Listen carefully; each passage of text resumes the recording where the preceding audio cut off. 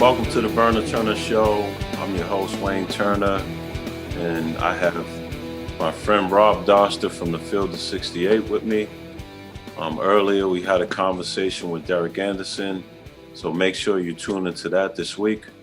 But first, we have to talk about what happened with Notre Dame and Kentucky and how Kentucky lost once again the second consecutive time at home at Rupp Arena. Rob, how you doing today? I'm good, Wayne. I'm probably doing a little bit better than those Kentucky fans out there. I can't imagine it's too much fun supporting the basketball team in Lexington right now. Hey, I'll tell you what, it's really lucky to have the pandemic going on right now and not having so many fans at Rupp right now because, man, I could only imagine, some of the disappointment, and the moans and groans in the crowd of losing twice at home. So it's a little, bittersweet for them as far as the frustration and hearing that moaning of the crowd. But definitely a tough situation to lose twice at home. Yeah, I mean, you never really wanted to go that way. And they've lost, what is it now, 4 straight games? And your producer, Bradley, actually gave us the stat. It's the first time they've lost 4 straight games under Coach Cal since the 2018 season. I expected Kentucky to have a rough start to the year with how young they were and how new they were. And the fact that in the COVID era, you don't get to have those practices and those experiences where you can kind of build that team bond and you can kind of develop leaders and learn what people want to be on the floor. I mean, you're a point guard, Wayne. You know that there's a certain chemistry that you have with people that you play with all summer long, all season long, the next summer, the next season. And Kentucky hasn't really had a chance to develop that. So I expected a slow start, but to this level, I got to be honest, I don't think I would have ever guessed that they could have started the season out 1-4. No, you're right, Rob. I mean, Kentucky's a family-based, program. Everything, from when I played and when I coached there, the players were connected off the court, especially. I know for myself as a player, we bonded by bowling. We went to the bowling alley and we bowled, and that was our competition away from the court. And it brought us together with each other because we learned about each other a little bit off the court. And I think, that's definitely hurting this young Kentucky team not being able to bond in certain vicinities other than the court and then the dorm room. But starting out 1-4, no, I would have never guessed that this talent, because there's a lot of talent on this team, and I would have never guessed that the teams that they've lost to so far, that they would have taken those L's. And, after you lose one game, and this shows you the sign of a young team, especially at a Kentucky, because when you lose one game at home, you really, really focus in on not losing the second one, and that happened. So that's very surprising to me as well. Yeah, the thing that's bothered me the most, it's not necessarily the point guard play, right? It's not that Devin Askew is not quite ready or that Davian Mitz is not quite the guy that we thought he was going to be. To me, the biggest concern is that, like, when things go wrong for this group, when there's a turnover or a missed shot, like what you see are heads hanging, right? You see guys getting down. You see guys reacting like, oh, no, here we go again. And I think that was especially evident in the first half against Notre Dame. Like, it doesn't feel from the outside looking in like there is a leader on the floor that can say, like, you know what, F that. We're Kentucky. We don't lose in Rupp, right? It feels like they need someone that can kind of give them that presence. And we saw it in the second half. And so I'm bullish on them long term. Like, I think that they can turn this around, because just think about how different the conversations that would be today that we would be having if Olivier Sarr makes that jumper at the end of the game, right? Like, he has an open 15-footer that he's hit 5 times in this game against Notre Dame. And if that goes in, then all of a sudden, instead of saying like, oh, they've lost 2 in a row at Rupp and they've lost 4 in a row, and I don't know about this team, and it was such a bad first half, we'd be saying, well, look, you know what? That's a young team learning. They fought, they came back, they defended, They learned what it took to be able to force turnovers, the way that you need to force turnovers against an ACC team. And they won a game where they were down by 24 points in the first half. So the idea that we are that different in terms of how we view this team based off of one shot going in or not going in, to me seems a little bit silly. So I do think that strides were made on Saturday. The hill they got to climb is big, but I do think that there were strides made on Saturday, and I do think that we're getting closer to seeing a Kentucky team. I don't know if they'll ever be top 10 good, but I do think there's still a top 20 team on that roster somewhere. I agree. I mean, they definitely showed some fight at the end of that game. I think they dug the hole when they gave up a lot of 3-pointers Mhm. consecutively in that first half. There was a lot of communication on defense. There was a ton of defensive breakdowns that they don't, if they don't have, they're not in that predicament, at the end of the game where they got to make a shot to win. I think, honestly, Kentucky's long enough, they're athletic enough to be a better defensive team.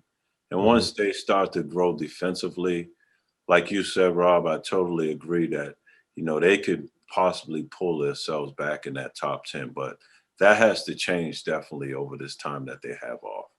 I mean, you get it, Wayne. Like you were a guy that kind of was known for your defense, right? So how much of it is it feels like there's like a lack of I don't know if it's energy or connectiveness or maybe it's just there's no communication. There's something missing from them that we on the defensive end that we didn't see in the first half against Notre Dame, that we didn't see against Georgia Tech, that all of a sudden showed up in the second half. So like, how does I mean, you've coached, you played. Like, how does that happen? Like, how do you flip that switch, and how do you make sure that instead of being a team that gives up 48 points to Notre Dame in one half, how do you make sure that you're the team that played as well as they did in the second half? Like, how do you ensure that you see that team every game moving forward?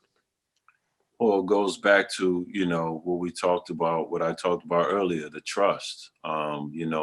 That bond that they're missing. They have to find that bond, with each other off the court. And I feel like that trust, I know for my teams, it's transitioned on the court because now I know you as a person as well as a player. So now I trust that when I say switch to you, you're gonna get out there and switch, and we're gonna be matched up on our man where we're not making those same mistakes.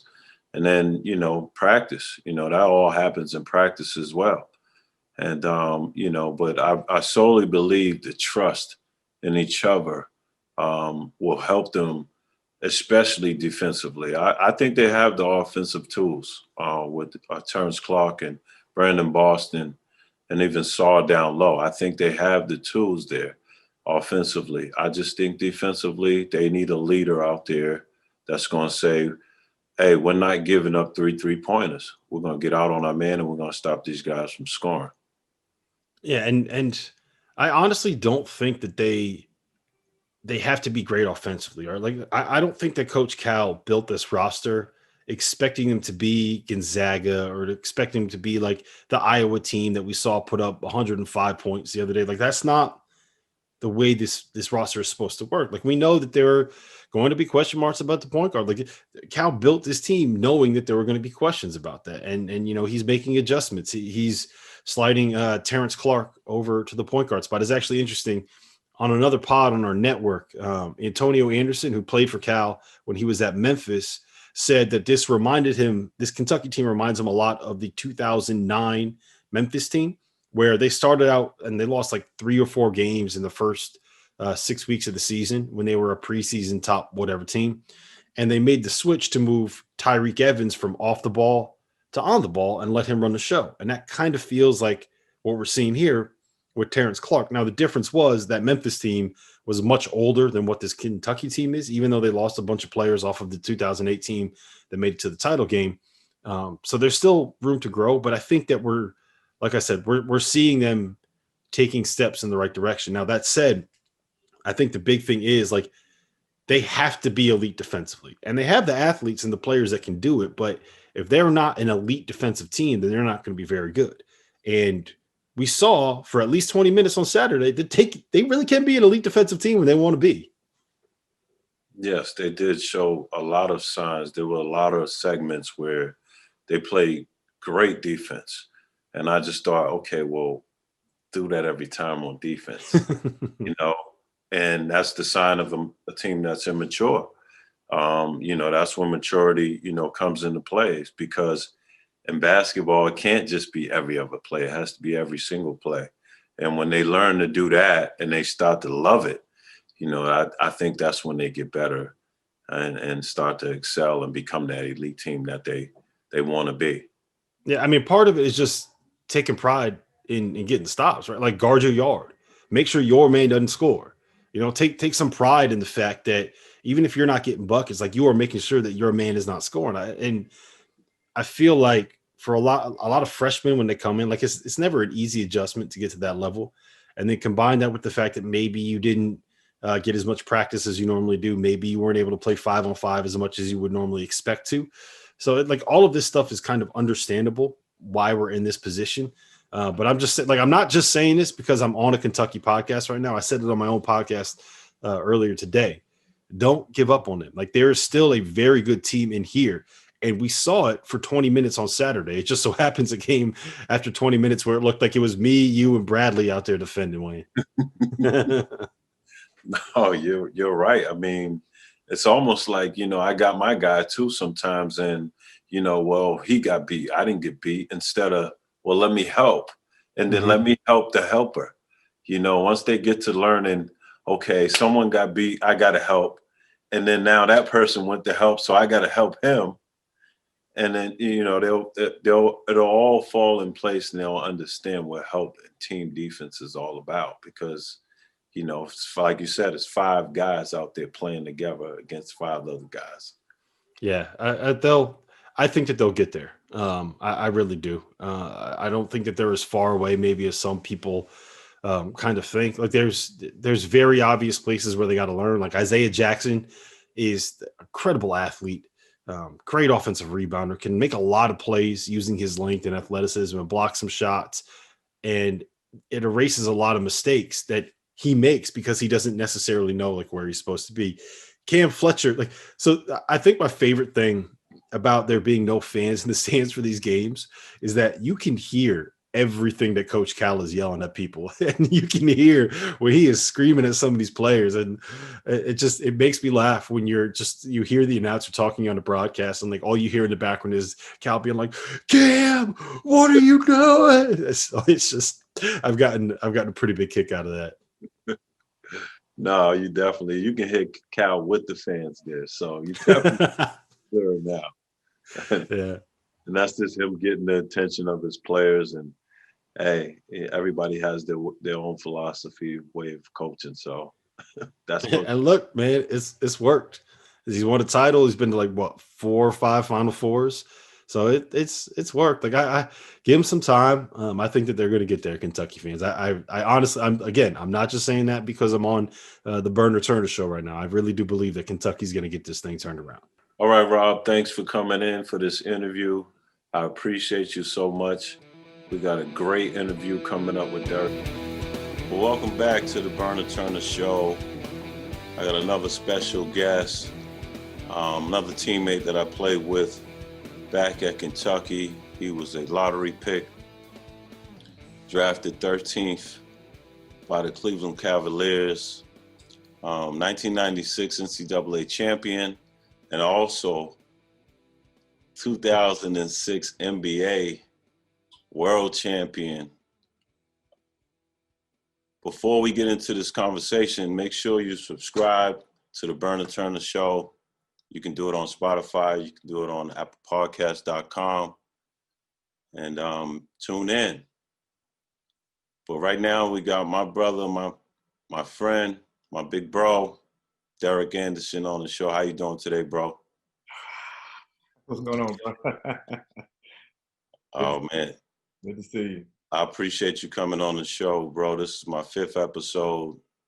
I said I definitely got to get bro in here and ask him some questions. You was definitely one of the players on the team when I first got to Kentucky that I really looked up to. Coincidentally, you was my host, and you don't know this, but you played a big role in me coming to Kentucky because you showed me all of Lexington, all the things I didn't see when I was on campus. The stuff that people don't witness when they visit the University of Kentucky, the whole city of Lexington, and I saw Lexington was just a good city, and you gave me a great visit, great tour, and I appreciate that, bro. Thank you for that.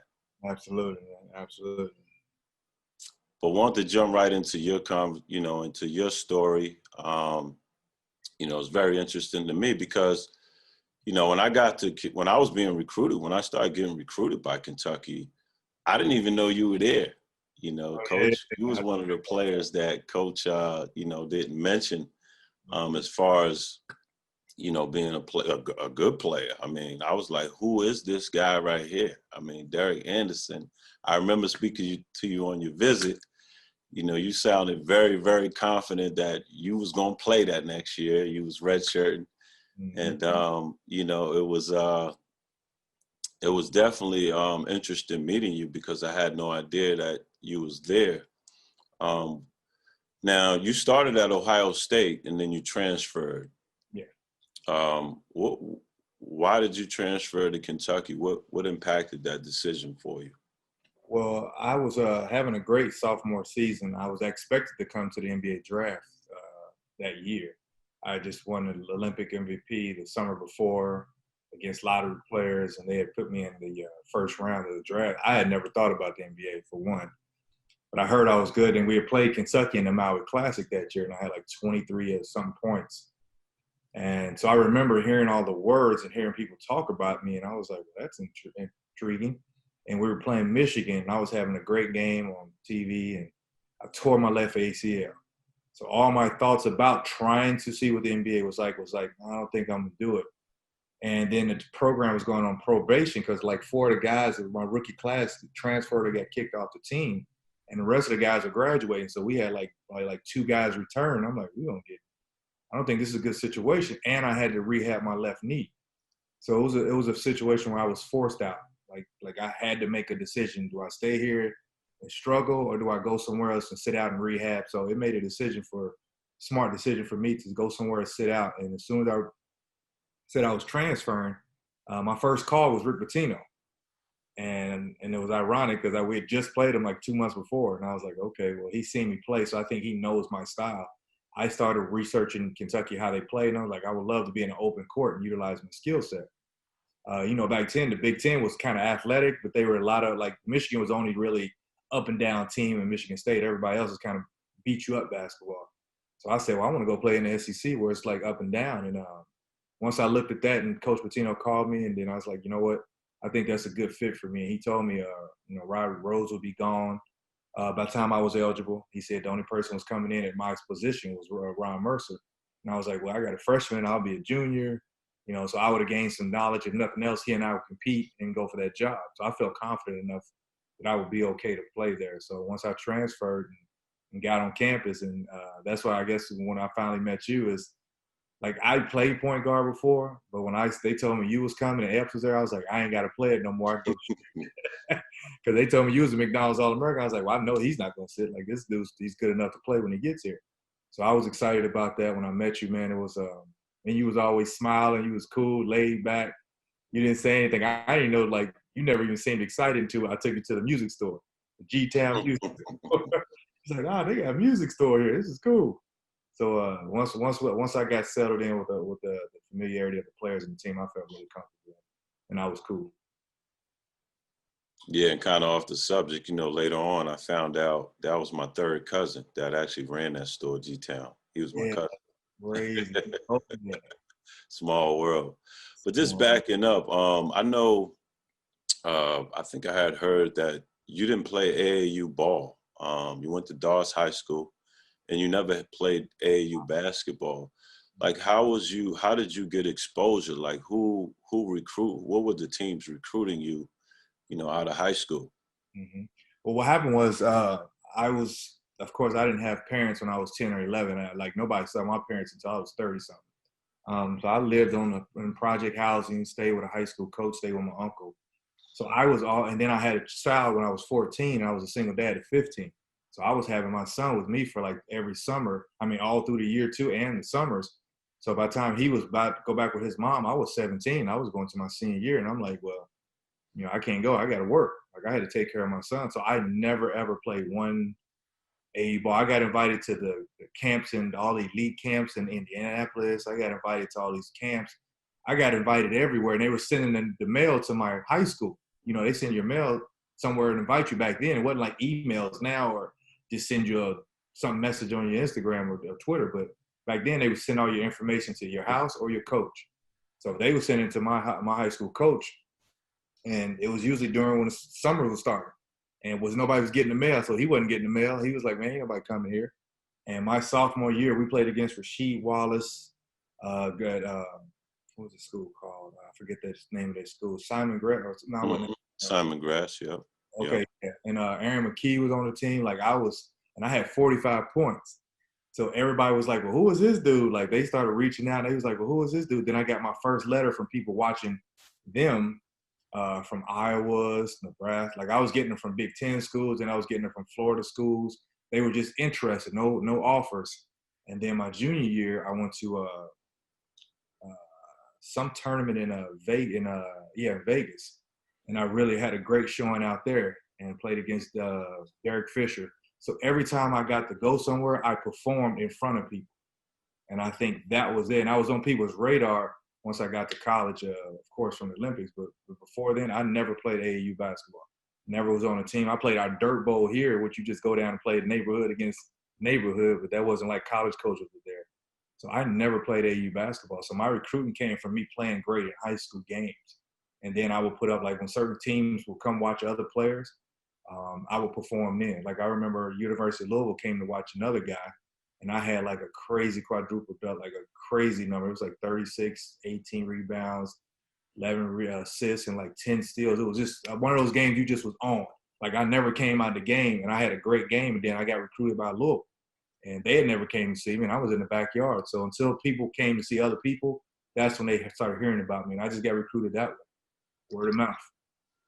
Right, and that definitely is usually how it works out. I mean, you're on that court and no one knows who you are, but they came to see a kid who was probably ranked higher, and then they're like, "Who's that guy?"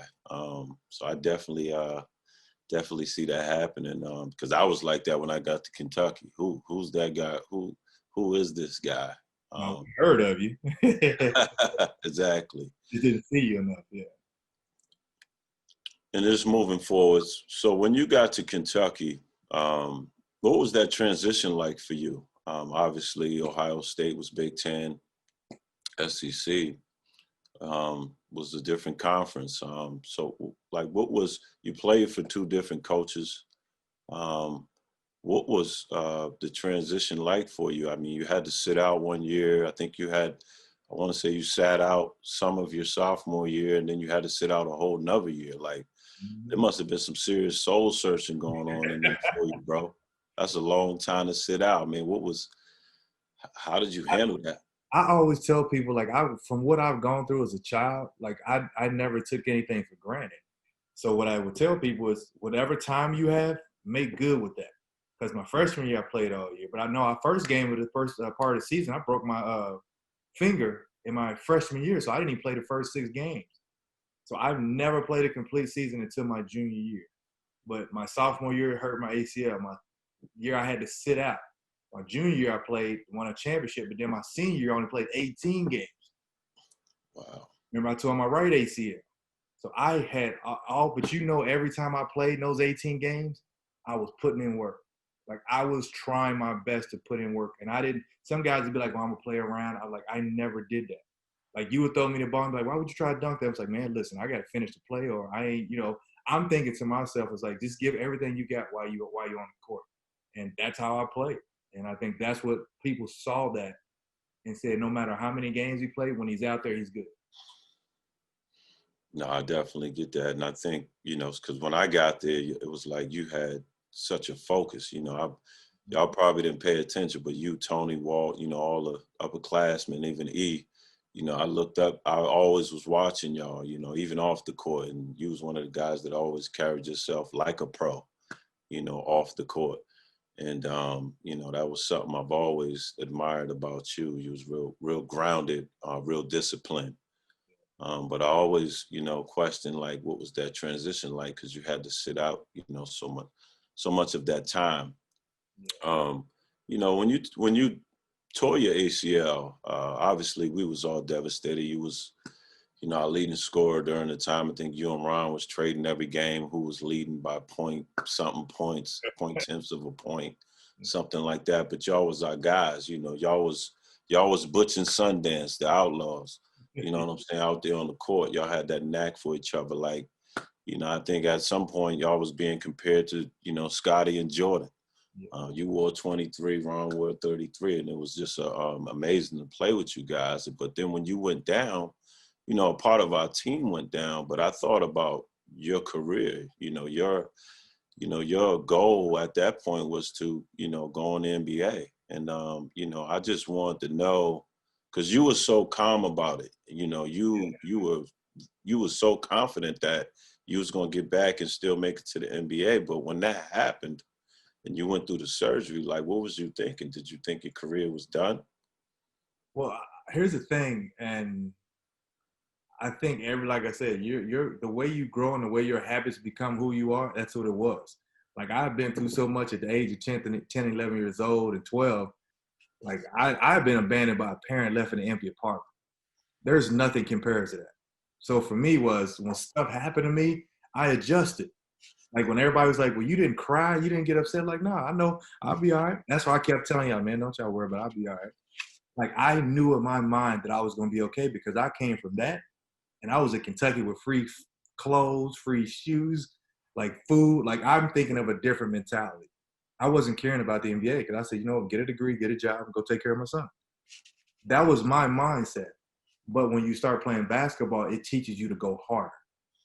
So for me, when I got in rehab, I said, you know what? I can do this. Like, I was still competing. Like, remember, y'all be at practice and I would be at the other end and I would be mimicking playing defense watching y'all. Like, I would be doing stuff to say, you know what? I still can be better. Like, I was a motivating factor for myself. I didn't need someone else to motivate. So when I got hurt, I had already been through the worst. So I was always thinking, just move on, son. Stop complaining. Ain't no pity parties. Ain't no crying about it. All you can do is rehab. I'd already rehab one time, and you see how I could still jump off the left knee. I said, this is no problem for me. So keep working hard and see what happens. And luckily, I had a cadaver, which wasn't like a full tear, to where I had to get it reconstruction. And I came back, and y'all saw me in 2 months and was like, is he supposed to be dunking like that? And I was just, and once I got driven to do that, I just pushed myself. So me, I just never feel like I have to be in a pity party, because I know life, if I keep moving forward, I'll be able to finish. So I just always told you guys, don't worry about me, I'm good. And I never stopped smiling. I never cried. Not one single time did I cry. The first time I tore my ACL, I'm like, oh man, it's over. Like, I was mad because I was hurt because I didn't know what that meant. I'd never been hurt like that. So, but the second time I was like, oh, I'll get through this. I've been through this before. It's on the other knee, so I'm good. Right. No, you definitely handled that way better. I mean, I guess from the experience of the first time, you kind of knew the process and knew what you was going to go through. That all definitely makes sense. Definitely makes a whole lot of sense going through that.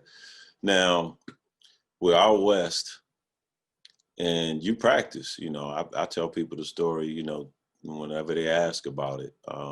You practiced, and you look really good in practice. We was at San Francisco. I tell people you was the best player in practice that day. We practiced, and we practiced pretty hard. Yeah, that was right. That was hard.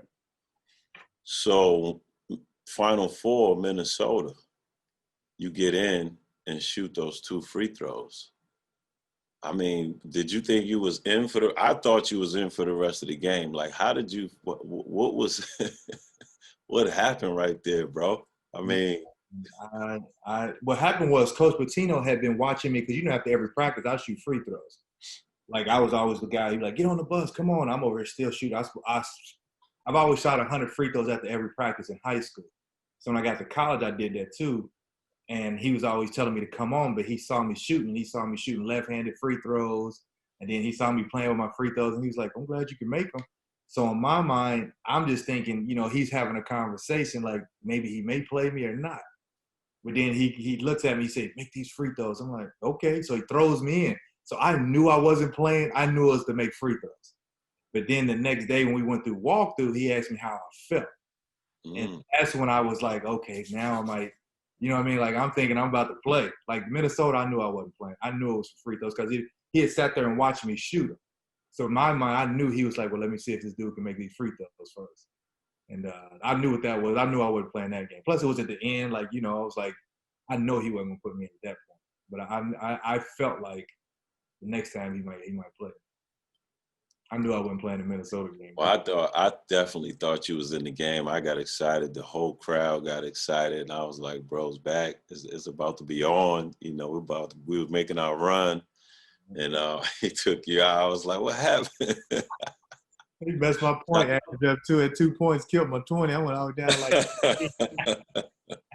I was like, man, you killed my average, man. Hey, you the first person that I ever met and known that scored 2 points in 0 seconds. Because it was text. It was text shots. In the Final Four. That was interesting, man. Well, moving forward, you end up getting drafted to the Cleveland Cavaliers. I know that was definitely an exciting day for you. I was excited for you just to see you, get drafted, even here before the draft. You was going to get drafted, but was there any suspicion? Did any teams, did they have their suspicions about, your knees? Because I know, injuries definitely played a role in, drafting players out of college. Yeah. Well, a funny story is Rick Pitino was going to draft me, and Red Auerbach said he was worried about my knees.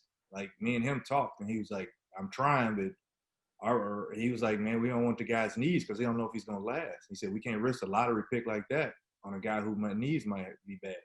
And I had to respect that. And I had other teams say the same thing to me. It's like I was supposed to be like the number 2 pick, like the Grizzlies wanted me at 4 or something like that. And, they was just telling me, man, he's so athletic. He's so this. Because when I went through the tryouts, I didn't have to play. They just had me in for individual workouts. So I was playing one-on-one against different players. And they saw me play, but they were still like, well, man, what if he gets hurt again at this high pick? So everybody was kind of nervous about just get that high pick. Because I had literally like 3 teams call me the day before the draft and tell me that. Like, I won't say their names, but all of them was in the top 10. And they said, hey, we want to draft you. But if you don't, somehow you slip past, X, Y, and Z, we'll get you this and that. And then that's when Cleveland said, hey, if you there at 13, you're there. I had other teams that were like, hey, if you at 14, 15, like Houston, like certain teams was calling and say, hey, if you there, we're coming. Like, my phone was jumping. So it wasn't like I knew I wouldn't get drafted. It was like, if somebody going to take a gamble on me early, or they're going to just wait until the middle of the pack and see what happens. Because anybody who plays 18 games with 2 ACLs is pretty much done. Mm-hmm. And you played 5 years in college. They're like, man, he's a 23-year-old rookie. So, you know what I mean? So it was a different format for me. And so they go away. Hello? You good? Yeah, I think my Zoom went off. Hold on.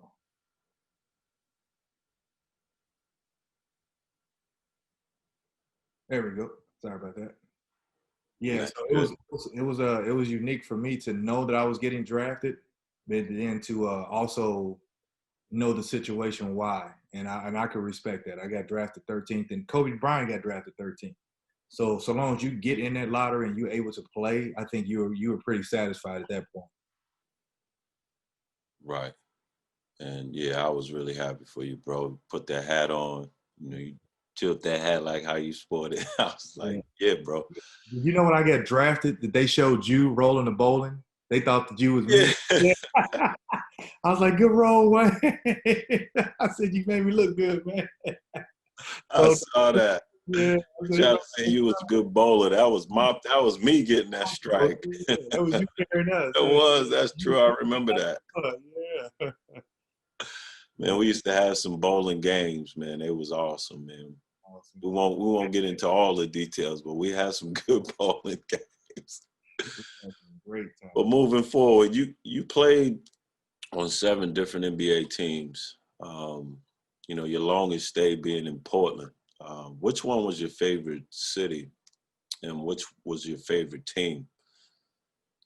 Well, I think when you say city, it's like because we have some good fans, a lot of good people in Portland. It just rained all the time. Like the people in Portland, they're like unusually nice. You know what I mean? Like they're really good people in Portland. But it rained all the time. So it wasn't like I could enjoy the city. I didn't get to see a lot of stuff. Um, People were great. San Antonio was the same way. Great people, great fans. Weather was beautiful, but I was only there a year. You know what I mean? So when you look at your NBA career, you try to figure out what helped you, be a better person and a better player by fitting in and going places and doing what you want to do and having a good time. So for me, I had a various different places that I enjoyed. Miami Heat was great. Houston was great. LA was great. Like when you think about it, and then Cleveland was freezing cold, but the people were super cool. When I tell you Cleveland fans are like the most loyal people that you're gonna meet. Like when I left and came back, they were still cheering for me. You leave some other teams, they be mad at you, they be booing you and all that. It's good people so long as you treat them right. And but I think the best team I had was the San Antonio team because we had leaders who were older. Most teams I went to, you had a mix of young guys, maybe older guy, most young guys. It was San Antonio. It was like David Robinson, Avery Johnson. Like you had dudes who've been there. Like they've been there for a long time, so they knew how to handle adversity. They knew how to do things. And then Tim Duncan and I came in together, and he was a great leader. Even as a young person, he was mild mannered, and he would say, "Hey, Da, where you want the ball at?" I'm thinking like, what superstar says that? Everybody else superstars say, "Get over there in the corner, get out of the way." Like Tim was like, "Where do you want the ball?" So I went into a good situation with them, and I think San Antonio was like one of the better teams that I had, and it was and the coaching. I think the coaching kept us all in together. And if it wasn't for business stuff, then I would have stayed at San Antonio the rest of my career. But everybody knows the business part of the league, and that's what came up. Yeah, I definitely enjoyed San Antonio when the Final Four was there. I think a few years ago, it was definitely a good city. The weather was always nice. The Riverwalk was nice. Who was your favorite teammate? Well, it's hard to say because I had like some dudes that I like. Me and Rasheed Wallace knew each other for years. Like we knew each other back in the Olympic Festival days. He was a great teammate. Ruben Patterson was one of my homeboys. We knew each other from college. But Tim Duncan was like me and him was like we were like great together on the court. Like I didn't hang with him off the court, but in the gyms, on the bus, like we were always talking about how to be better. We were watching film together on the plane. Like, hey, he's going to deny you. I'm gonna backdoor you. Like, man, he was always in sync in the basketball. So when you look at it, like there was variations of who were my better teammates, but I think just because I grew. I knew how to work with other people. I was never the guy. Like I never shot more than 11 times a game in my entire career and still averaged double figures. Most starting two guards are averaging 15 shots. Like that's why I could get 5 points a quarter. It was no problem for me. But I'm trying to win because I got a taste of that at Kentucky. So I'm like, okay, well, I'm gonna pass like I did my junior year. I just came from averaging almost 17 Ohio State, but then I averaged 9 at Kentucky. After I scored 20 on Kentucky, I knew I could do that, but there was a point where I wanted to win more than I wanted to score. I would, at the end of a game, I would take over. You see, okay, he's going to put this work in. He's going to do this now. I'm going to be the guy to get the ball when the free throw lines on the game. But I just wanted to win, and getting with Tim Duncan made me feel like he really wants to win no matter what. And that's why he became one of my better teammates because he wasn't worrying about his numbers, his stats, or his check. He was worrying about winning games. Wow, that's interesting. Never knew that. Thanks for sharing that. Tim Duncan was a great guy. He seemed like a really great teammate. Very humble. Now you played against you played the two in the NBA. You were a two guard, shooting guard. And when you got there, obviously Kobe and rest in peace, Kobe Bryant and Michael Jordan was there, and you got to play and guard both of them. I mean, because when I see Kobe and Jordan, like I sometimes see the same person almost. Like, how was that for you to guard those two great players? Because I look at Michael Jordan as number one of all time, and then right behind him, in my opinion, is Kobe Bryant. Well, here's a funny story. My first 2 weeks I got into the NBA, I guarded Clyde Drexler the first game, Reggie Miller the second, Michael Jordan the third, Allen Iverson the fourth, Ray Allen the fifth game, Kobe the seventh game, and Eddie Jones. Then Mitch Richmond, who was a crazy great player, Latrell Sprewell, J.R. Ryder, all in my first 2 weeks of the NBA. This is who I was guarding. Wow. So when you talk about one person, like I was worried about getting torched by everybody. So I'm guarding Hall of Famer after Hall of Famer. Like my first 3 games was 3 Hall of Famers I had to guard. Now that's a wake-up call. So when you think about it, by the time I got to Game 7 in Kobe, which I had like 30 points, by the time I got to him, I wasn't afraid anymore. You know, because Jordan I had already worked out with Jordan from the summer. Me and him was working out that summer. But I had already seen him, and I wasn't as shell-shocked. You know, I heard about Kobe, and so I wasn't as shell-shocked. But when I got to play against those guys, like Jordan's the second time we played Jordan at Chicago, that was overwhelming because it was smoking there from the starting lineup, and he came out, and we had beat them by like 29 at Cleveland because Scotty was hurt. So Jordan, we were double teaming Jordan and everything. So he came back. When I tell you he went bananas in Chicago, that showed me he has another level. And that kind of brought me back down. I was like, yo, I'm in the NBA guarding Michael Jordan. This dude is on one right. So when you see it on TV and people talking about he played against lesser talent, I know they have no idea what basketball. Because I think I'm a good athlete. You've seen me. But I'm thinking like, I can't do nothing with this dude. And I'm like, this dude is just strong. His hands, he's palming my thigh so I can't move to get the ball posting up. And I'm trying to move. I'm like, this dude's strong as well. I'm trying to hit him. I'm trying to move it. I'm pushing him. They don't call nothing. I mean, it's literally like a pickup game. And it's just him just going at me. And I'm just like, yo, this is a different level of a man that I just guarded here. So I saw the different version of Jordan, and I respected that a whole lot. Kobe, I didn't get to feel Kobe until I left to the LA Clippers 2 years later. And that's when he started to take his reign off. Like he was like, man, and people were talking about, man, y'all two are fun to watch because we played the same. Of course, I was working out with Jordan, so I'm learning Jordan's moves. But Kobe had been studying Jordan's moves since he was from birth. So he had mastered those things. So I was learning how to do those things. But every game I played against him, he would always tell everybody, he's a tough dude to watch. He's a tough dude to play. You know, then after that, when I went to Portland, I didn't guard him, Bonzi and all them dudes guarding him. It was different. We didn't have that same competitiveness because we weren't guarding each other. But it was amazing to see them. And I'm with you. I think those two are 1A and 1B. I think they're very, very unique, especially offensively. I just think Kobe would play hard defensively, don't get me wrong. And he'd go help and he'd do all that. But Jordan just was so much more physical. And because of the rules were allowed then.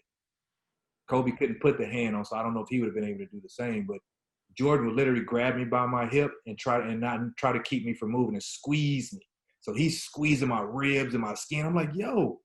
And it's just different. Like when people talking about Steph Curry, like they would have been grabbing Steph Curry by the rib cage. Like Reggie Miller grabbed me on offense and threw me, and they didn't call nothing.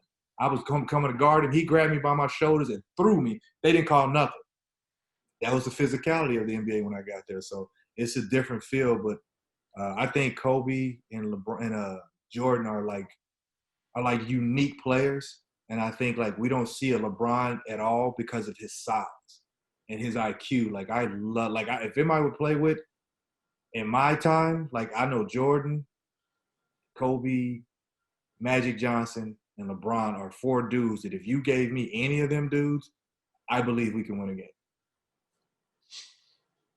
I hear that. No, I've had to ask that question because, you know, in the NBA, that was the biggest, you know, talk that if you were playing that 2 spot in the NBA, your night was you better get some sleep at night because every night you was playing against someone who was known to probably give you like 40 or even 50 if you ain't awake. Even if it wasn't that, it was someone like me who was going at your neck, and I was just athletic. Like Kerry Kittles, like certain guys who were just athletic. You'd be like, man, I can't take a night. This young boy might give me work. Like it was like that. So it wasn't like you had like you said, that 2-guard position back then was amazing. It wasn't just catch and shoot.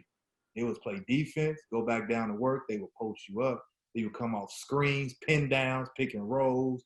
Like I started putting pads on my hips because the big guys were elbowing you and hip checking you. So it was really, really physical night. When you see Jimmy Butler walk off the court and he ain't even getting touched, imagine getting touched walking off the court. Like, it was ice after every game. body ice. Right. What was you won a championship obviously at Kentucky in 1996. Then you won a championship with the Miami Heat in 2006. What was the difference in those two? I mean, what was the feeling like? I mean, a 2006 NBA championship. I mean, that had to, compared to the 1996 NCAA championship, what was that difference? I mean, you and Antoine Walker actually are the only teammates I know that have done that. Yeah. I think somebody else has done it. I don't know who has done it. I feel like somebody else has done it. But Anthony Davis. Yeah. And him and Rajon wasn't teammates though. Right. Me and him was actually teammates. I think the difference was, and there was a difference because the 96 team, we did it, and it was like, it was special because everyone was doing it together. You know what I mean? Like if you looked at the whole season, like when he inserted me and you in a starting lineup, like we went to LSU and had 86 points at halftime. Like it wasn't like one dude was like not significant in that. You know what I mean? Like even Allen Edwards was significant, you know. Like we had 11 to 12 guys who were significant in us winning it all. When you go to the pros, it was kind of like one or two guys getting all the fame, getting all the shots, getting all the, you know, it was different. You know, so you were kind of like riding the coattail of some players. Like they wouldn't let me like get my 20 off to hit the game. They were trying to get Dwayne Wade and Shaq. So like Antoine would say, like, man, we just got to do our part. You know, we felt like we could do more, but it wasn't our time at that time. So we felt like we won, but it wasn't like when you were at Kentucky, I put in that work. And guess what? At Kentucky, you only had one game and you was out. We had lost our first two games at Heat. So my mind's like, oh man, we gotta find a way back. But then when we did win, the feeling of being a world champion, that overwhelms you. And you're like, yo, I cannot believe I just won a NBA championship. Like now the grasp of reality is like, out of all the players and all the teams in the world this year, we were better than everybody. Like that's unique. Like we're better than we're better than college players. Like we're better than anybody in the world that time in basketball. And that was significant. And it was a different feeling. But Kentucky was a more of a personal gratification. And the Miami was more of a realistic one where you're just like, wow, you know, something different in your life happened. And it was just unique, man. Super unique. No, I was definitely happy to see you guys do that. You know, I felt like I won with y'all.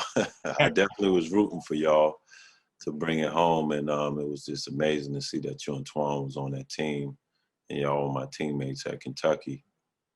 Moving forward, what's your craziest NBA story? What's the craziest thing you saw happen in the NBA? Depends on what's crazy. I done seen some amazing stuff in the NBA, from coaches, from practices, from games. I'll tell you the craziest story. I won't tell you who did it. We were at a game, and the coach and the players wasn't liking the coach. Like nobody really liked the coach. He wasn't a good coach. Not a bad dude, but wasn't a good coach. Didn't know what he was doing sometimes. So he doesn't start one of the guys who was starting. So, no, he does start one of the guys, but he was kind of mad at him, and he said, if you mess up, I'm taking you out. So first minute to the game, he messes up. Horn sounds. He goes to he asks why. He goes to the coach, why are you taking me out so fast? So they arguing again on the sideline. NBA team. He goes to the side, and he sits there for a second, and the sub guy goes in, and he says, man, I ain't coming out the game. So we walk on the floor with 6 dudes. And the coach is like, get out. And he's like, I ain't going nowhere. So this is right before we give the ball back into play. The ref is like, yo, y'all got to go. If I give him the ball, and it's a technical. And dude's like, I'm not going nowhere.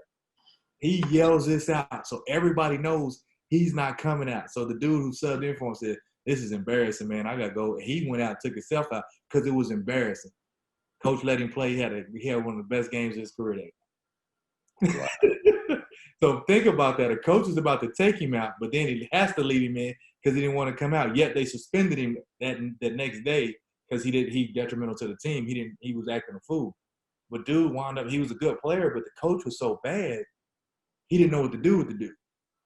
Oh, wow. Not like I won't tell you who it is, but the dude was a phenomenal player. And when he told him I'm not coming out, and I was like, yo, this really just happening. Can you imagine somebody telling Coach Pitino, I'm not coming out? And What team was you at? I ain't telling that because So you give me the team name. Oh no. it was Portland. Portland. Like when I said it was crazy, I was like, and the dude was a good dude. It's just when you got a coach you don't really vibe with, man, you just like you get tired of him. That's why it's good for certain players to be with certain coaches. They'll respect certain coaches and they won't act that way. Yeah, there's grown men up there too. Yeah. But well, moving forward, college basketball's just started. We bleed blue. What was your first impressions about this Kentucky basketball team? I have personal things that I disagree with about certain things because it's AAU programs that they bring in the players. They don't teach these young kids how to think the game. And that's the major problem. So when you send them to college, it's like they don't know how to play basketball. And that's what irritates and frustrates me, even watching all players, not just our team. But when you get a bunch of young guys and you don't teach them how to play and how to think, it's frustrating. It's very frustrating. Like, so I get frustrated because I know they can be better. And I saw that in our games when we were playing the blue-white games, and I was like, yo, why don't he do this and why don't he do that? He doesn't know to slow down. So they're just out there just playing AAU basketball. I get it, I go. Your turn, I get it, I go. Where I wanted to teach these kids how to think. If guys are switching, call out the offense and you got the ball and they switch, slip the screen. Just teaching them the simple. Me and you playing a pickup game, you say, hey, D, you got a mismatch. They'll post him up. You would just call that out in a pickup game. We'll have a mismatch and we'll be driving you'll have a guy who's 5'5", and we'll have a guy 6'6", and we'll be trying to dribble around. Well, you would tell me, as your point guard, I know you've done this in a pickup game to me. And I'm thinking like, man, he's like, D, get on the block. He's smaller than you. Go to work. And you would bring the ball around, put me on the post, throw the ball in, and I'll go score. We don't have that type of mentality. So until these young guys learn how to learn the game and lead and think like that, we're going to struggle. We're going to struggle. And again, it's not just X's and O's. It's about IQ. You got to understand the game. You got to know if the ball comes off the rim, three guys got to be hitting that glass. You remember that one dunk that Walter dunked on Ron and everybody else? Like, you got guys that's hitting the glass. We're not just hitting ball watching, not just one guy hitting. I think that's a mentality and that's a understanding of the game. So I think we're just so young that we have to figure that out before I can say, oh, we're a good team. We're talented as always, but I don't know if we're a good team until we learn how to play. No, I hear you. They are a young team, and definitely see that out there when I'm watching. Kentucky and also Duke, they're off to a tough start. Coincidentally, it's both of those teams. Yep. Now, why do you think they're struggling at the same time? I mean, what is the Duke's the same thing. They're doing the same thing. Look at them players out there. They're out there. Guys are wide open. They're just dribbling their out of the ball. Like, there's no way for Zion them. If I don't know what Coach K is doing as far as changing his philosophy of pass, cut, post. He had Zion and all them dudes, Barrett, going one-on-one. You can't win like that. That's AAU basketball. Like, he had them going one-on-one instead of pass, cuts, rebounds, post-ups, pass out the post. Like, we've watched those teams beat teams because they was playing well together. When you go 1-on-5, that's why Michigan State beat them. You can't go 1-on-5 all night and knowing that the defense is looking at you, you're making the job too hard. But if you move the ball, move the defense, now you can utilize your talent. And I think that's the dribble drive that we was doing for so long that hurt us a lot. Like, your talent can only take you so far. As soon as you get a veteran team or a smart team to close that gap in, now you gotta be almost hot from the three to win. And once they pack the lane in, it's like it's hard to get what you want to get in, which was layup. So I think Duke and Kentucky are having so many AAU guys that haven't been taught. It's not the players' fault. It's the coaches that haven't taught these young guys that. And now you got a bunch of guys going one-on-one and against one-on-five, and the defense is set. That's not winning basketball. Like, people ask me who was my favorite teams to watch these last 10 years, and I always tell them, besides Kentucky, because I love Kentucky, I just thought Villanova played really smart. They box out. Watch how the guys box out. Our guys will do this with the ball, and Villanova, all five are boxing out like that.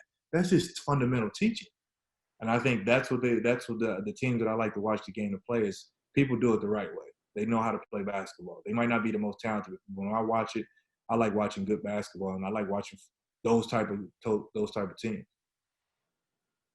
Yeah, I agree. When I came to Kentucky, one of the reasons why I decided to come to Kentucky was because of the individual instruction. I think, with that, it taught me a lot of things that I didn't know coming out of high school. And, I look at the transfers, and had a conversation with someone who said, oh, well, we got experienced players. We got guys who transferred on the team this year.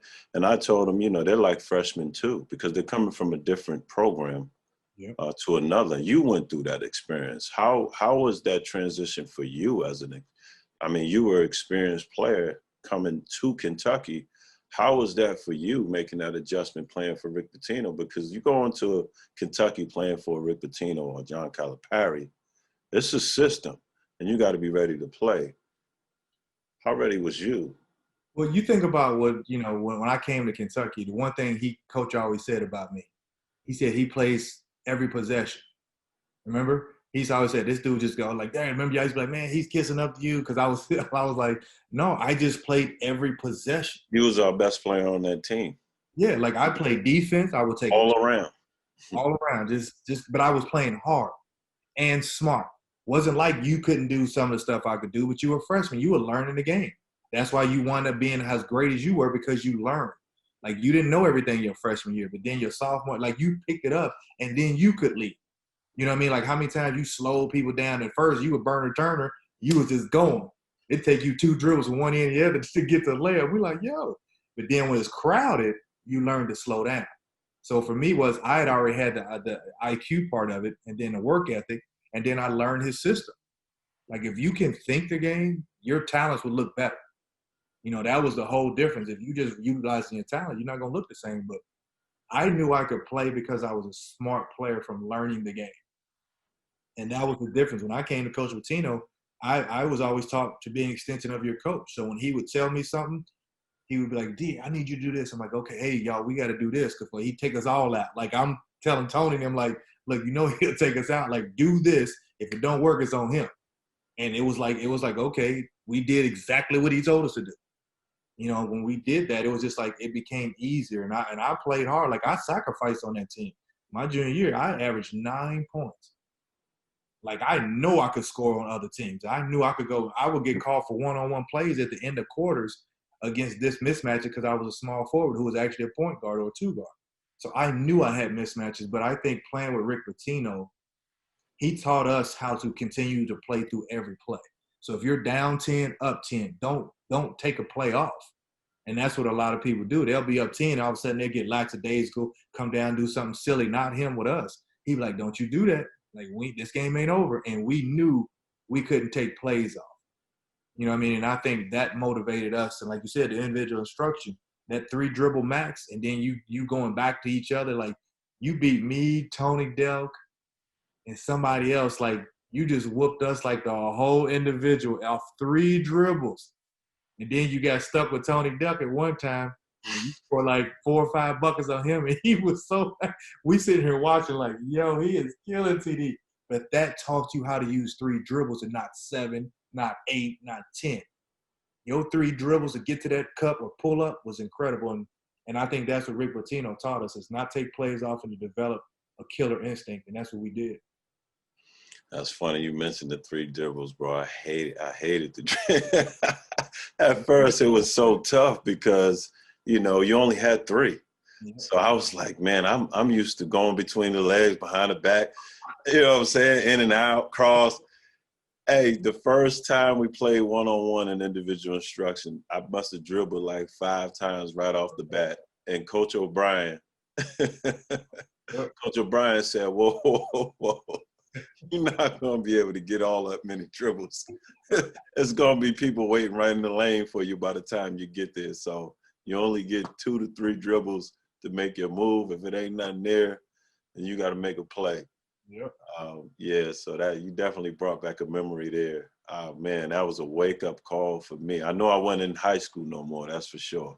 I knew that part. It was just as fast and good as you too. But, against I don't know, did you watch the Georgia Tech game? Yes. So Georgia Tech had 33 points off turnovers. Kentucky had 21 turnovers. They play fast. We play fast. In the beginning when we started our practices, especially me, I turned the ball over. We were a pressing team, so that, definitely made it hard for me. But it also, we had a system. We had a system in place to where if you turn the ball over, you know what happened. We went to the treadmill. We got some bricks. It was either bricks or saves. How important was that to discipline? How do you teach turnovers? It's a young team. You get young players, they're going to turn the ball over. How do you teach that? Well, again, it's a variety of the IQ teaching. Like when Coach told you stop throwing it here, it's not there. You got to split the team. You got to know around. You got to have things. If you're getting double teamed at a baseline, throw it off a dude's leg. Don't throw it this way. Those are all IQ things that you need to teach. And if you're not teaching them when the game comes, they're not going to adjust that fast. And that's what I preach so much about IQ basketball. It's gone. So the simple things about that are not being taught. And for me was, how do we teach these young guys? So turnovers are showing them the film, showing them where you can look at, showing them options. We're getting pressed, and it's 2 dudes against 3. You're usually going to lose. Now if our guys are running up the court, like I line up 4 across every time we get pressed when I coach. So now guess what? Everybody's up. Now I'm feeling like we got options. So one guy's back, it's our odds up that we going to get the ball in. But if you send that old school 2 guys here, 2 guys, it's putting pressure on the point guard and 2 guard to bring it up, right? And that's what we wanted when we pressed. We wanted those point guard, 2 guards to be exhausted. And then we would bring the next 5 in to make them tired again. Like that was a mentality. So for me, I wanted to utilize everyone. So you throw it into the small forward or to the power forward. Now we got him just making smart passes, pass fake. If you pass fake against the 2-3 zone, everybody shifts. We're just standing, holding, or looking our man down. Like we don't do the smart plays and the smart basketball thing sometimes. So watching that game was like they were just rushing. And when we speed dribble people is when you turn it over. You're rushing to make a play instead of making a simple play. Now you're trying to make the perfect play, and there is no perfect play when you're being pressed. Because you don't know where people are going. People are running all over the place. So the perfect play is pass fake, make the defense move, pass it up. Pass fake, make that defense move, pass and cut. The more you dribble, the more it's harder for you to make that right play. But if you pass and cutting now, because in zones, they're watching what? An area. They're not guarding a man.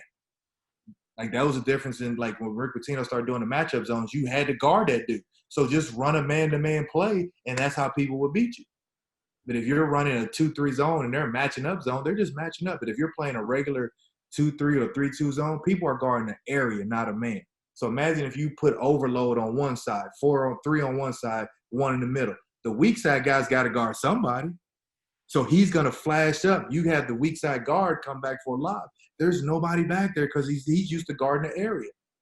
Like people don't study the game. It's a bunch of just pass the ball, move it, cut here. Like you don't know. It's random. You got to make the defense move when you make a move, not because you're just passing the ball hoping the defense changes. To me, it's just a mental thing for basketball. And I was frustrated watching it. But again, we were young, and hopefully when you learn to teach a kid about turnovers, they actually learn to slow down, think, and then make a better play. Right. And it all comes in practice. I know for me, practice definitely getting pressured, being trapped by you and Tony all the time, and then turning it over. And you know what happened after practice. You got to get them bricks out of there. So I got tired of that. And everything you said, it just started to click for me. How much of this pandemic you think has played a role into,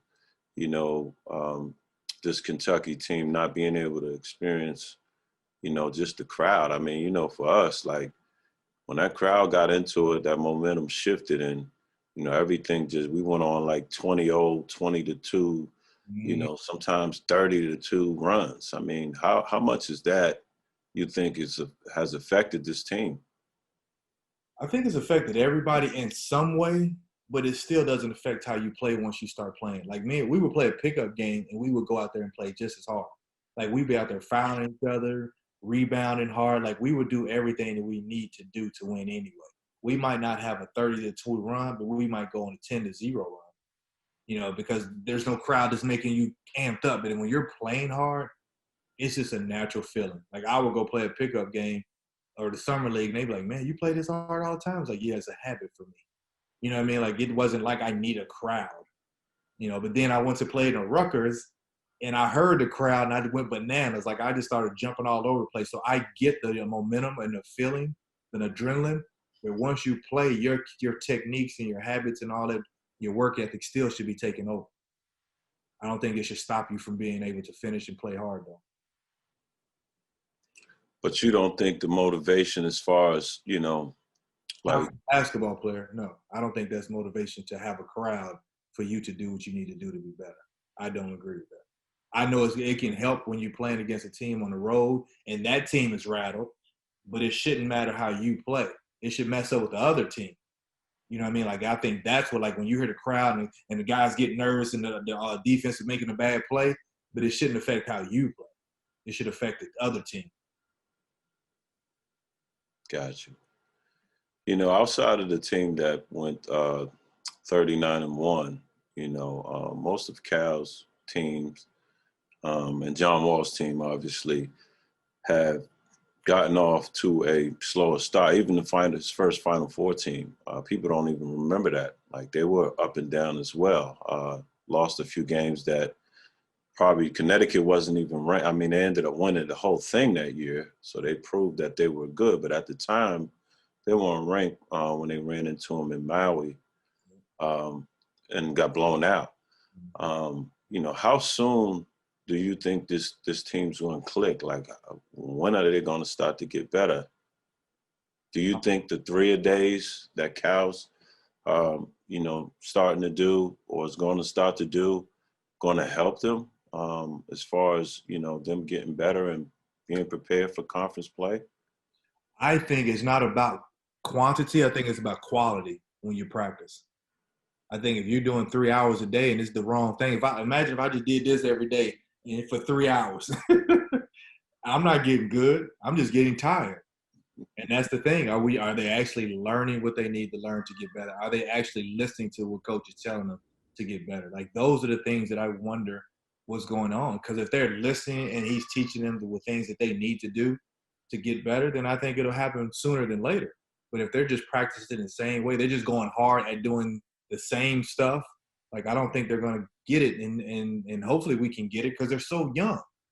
There's no replacement. Like Michigan had some of their Fab Five was one of the greatest 5 guys that you've ever seen. But because they were so young, they couldn't beat a smart team.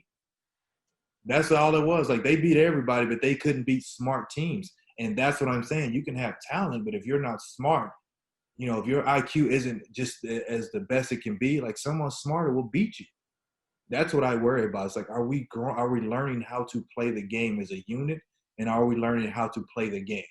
So for me, it's like that's what I focus on. How can these 3-a-days actually make them better mentally, not just physically, like the mental part of the game, and that's what I'm hoping it works out. Well, Cal talked about toughness. I mean, how do you, they're going to work on being tougher. Like, how do you work on being tougher? Like, what makes a team tough? Facing adversity makes you tough where you don't cry and complain. You'll look at some of the kids, they'll mess up and they'll do like this. We could never do that. Like, oh man, like what do you want me to do? Like they're doing the shoulder shrug. Like that was a thing that we couldn't allow, wasn't allowed. He's like, what you crying about? Like, go play. Like, stop worrying about that and go play. Like, you didn't have time to complain when you were playing with us. Remember how you first got it? You was like, man, what y'all doing? And the ball was coming at you. You was like, yo. Like, we were pressed like make or miss. We was in your face. So you didn't have time to be complaining.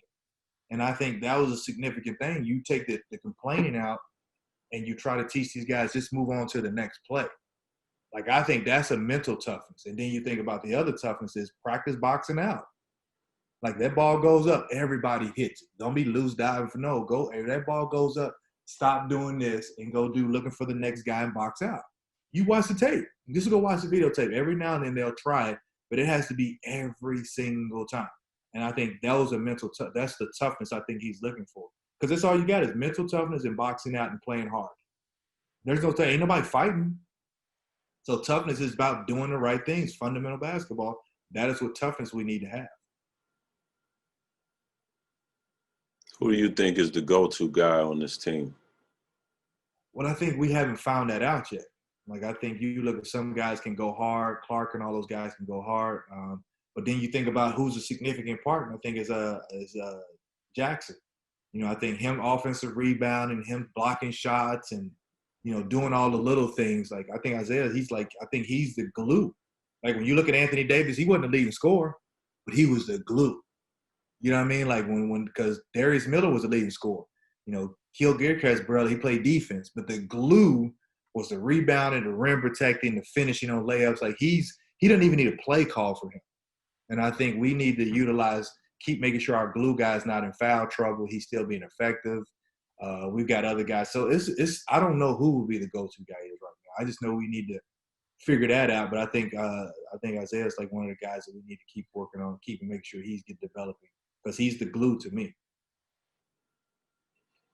Yeah, I definitely feel you on that. And normally, you know, by now, you know, we would always, you know, we would have an idea who that guy would be. I think it could be Brandon. I think it'd be Brandon Boston. I think it'd be Terrence Clark. There's rumors about Terrence Clark even playing point guard. You know, I don't know how true that is, but you think he could play point? I think so. If he can't, you have someone else bring it up and post him up, because he can score on the post if we get it to him enough. So that would be nice to create a different size and mismatch. I think he could run the team. Yeah. That's interesting. And I think that was his natural position coming out, where he could play multiple positions. Definitely he, Brandon Boston, are the ones that stand out in my mind for this team to be, you know, successful moving forward. Mm-hmm.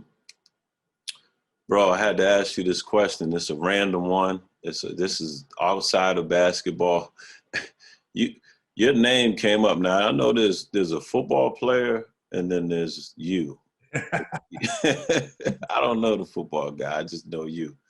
And you was in a Rick Ross song. So I was like, was that bro? Is that bro he talking about? Is that you in that Rick Ross song? Yeah. One of my friends that I grew up with, those two were kind of going at each other.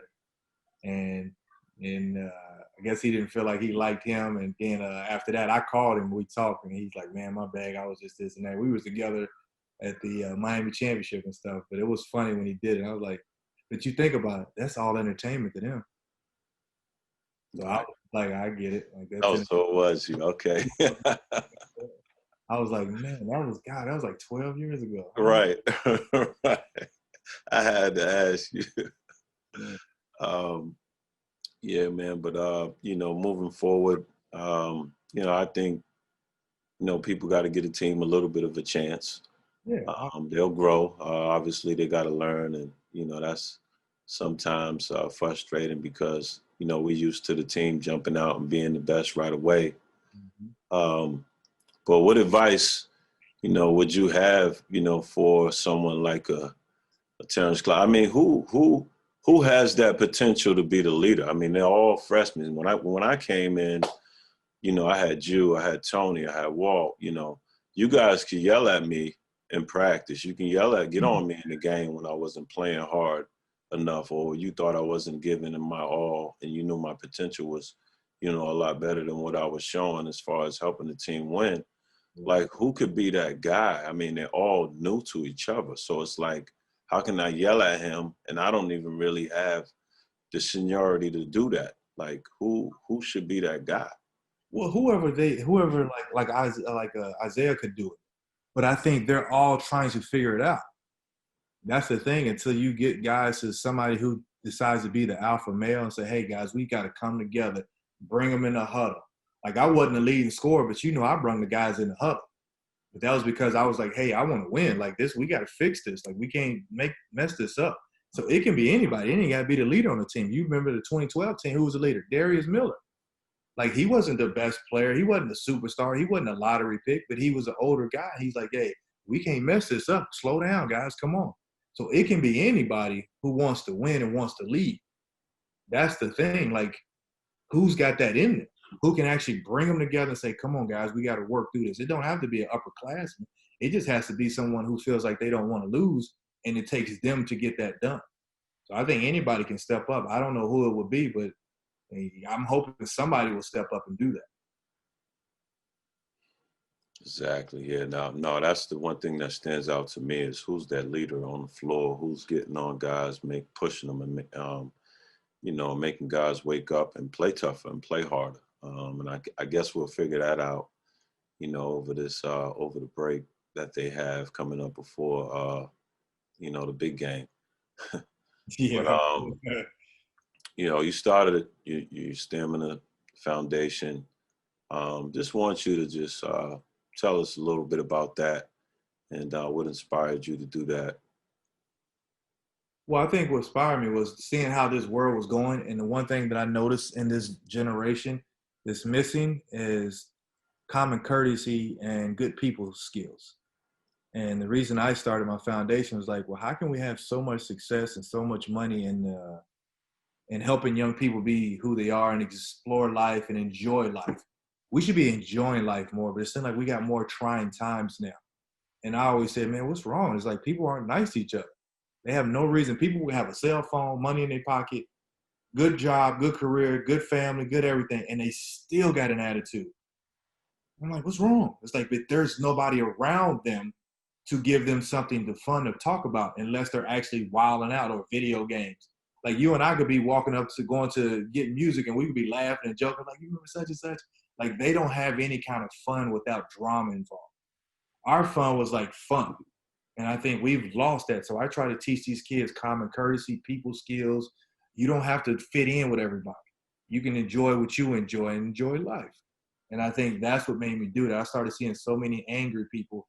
And again, kids be having cell phones and Jordans on and still got attitude. We didn't have Jordans. We wore Converse in Kentucky. Like, what are y'all crying about? Like you just go enjoy yourself. Like, we had fun. We wore the same clothes, jogging suits. Like, we had no comparison. We just had fun. And I started my foundation because I said this generation needs more fun. They need to have more connectivity with each other, not just social media where you're up texting or this and that. Have a conversation, laugh, joke, have fun. And I think that's the reason why I started the foundation. Is like, I want to bring connectivity back with having fun. And again, common courtesy. Where's the respect at for each other or adults? And I think it starts with the adults. Adults need to start teaching respect, and the kids will start acting like that. But now the kids aren't afraid of parents. They ain't afraid of school teachers, and now they're not afraid of the police. And now it's like there's a fear. There's no fear factor in young people growing up. So guess what? They grow up with a negative attitude. Right. No, I definitely love what you're doing, bro, for the kids. And, I was definitely inspired when you started doing that. You had your book. Yeah, man, I still need a copy of that, by the way. I didn't get one.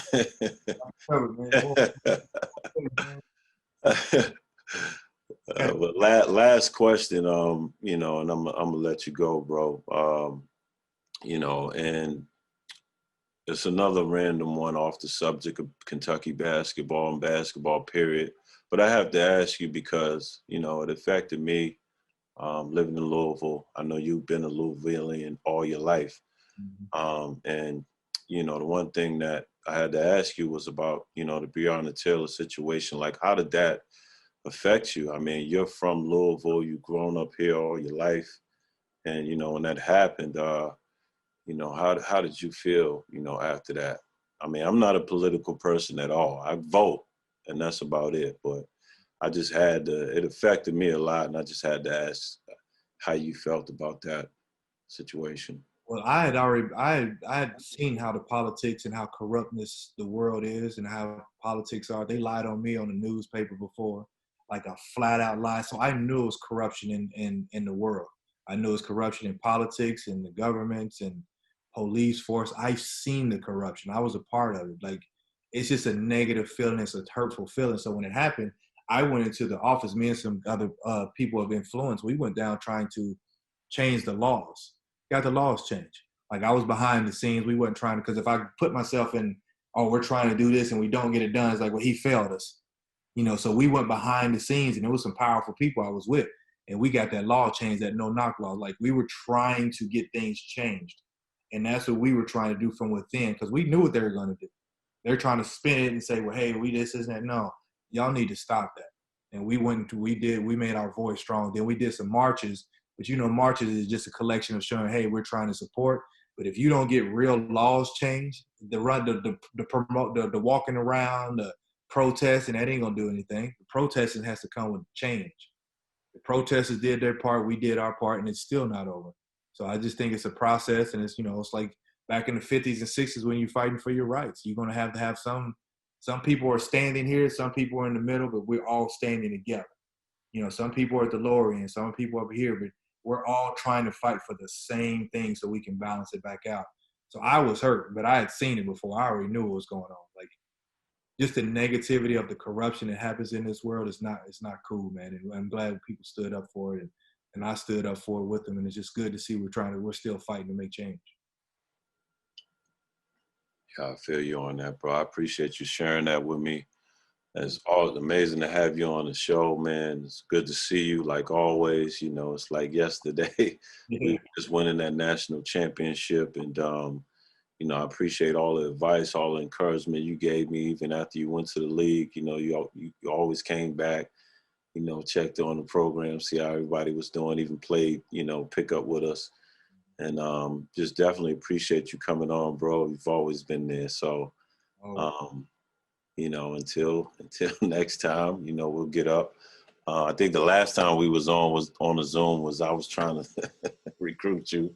And then we was on that Zoom, me and Ron went to the Hall of Fame. So this Zoom thing's been something that's I'm getting familiar with, but definitely appreciate having you on the show.